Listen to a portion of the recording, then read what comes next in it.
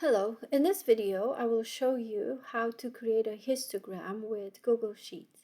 A histogram is typically used to illustrate the distribution of a quantitative variable. A quantitative variable is a variable that has numerical values, and most often we use histograms to illustrate the distribution of continuous quantitative variables, and these are variables that have decimal points or can have an infinite number of decimal points between integers. In this file, I have a list of schools in the state of Georgia and the amount of money that each one of these schools has spent per student in the year 2021. So the data has a lot of lines, about 2,200 schools are in this data set. So just by browsing through the data, it's a little bit hard to tell what the distribution of these dollar amounts really looks like. So um, I'm going to use a histogram to examine the distribution of these values. And this time I'm not going to select any of these columns, and I'm just going to click insert and then chart. And notice that because I only have one quantitative variable in my data set, the Google Sheets AI guessed that this is probably the variable that I want to use for my chart and created a line chart for me. It's true that this is the variable that I want to use for my chart. However, the line chart is not necessarily the most appropriate type of chart for this purpose because I see the name of all of the schools here on the x-axis, but because there's so many schools, it's hard to read.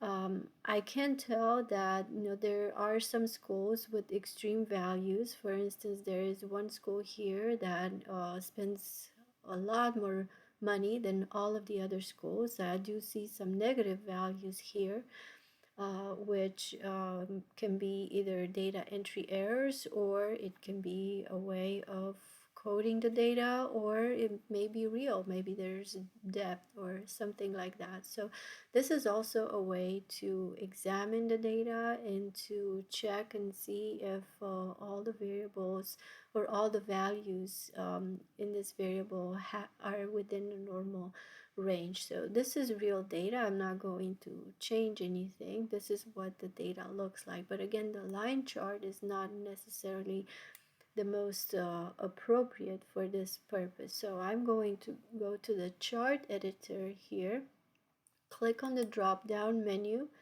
and select a histogram. Now a histogram condenses all this information, and it shows intervals within which values are located. And we can see that here the tallest bar is located here, and this shows where most schools are located within which values. And sometimes if we hover over this bar, we can actually see the interval, like we see here. For instance, 626 schools are spending between these values. For this interval, we have 856 schools.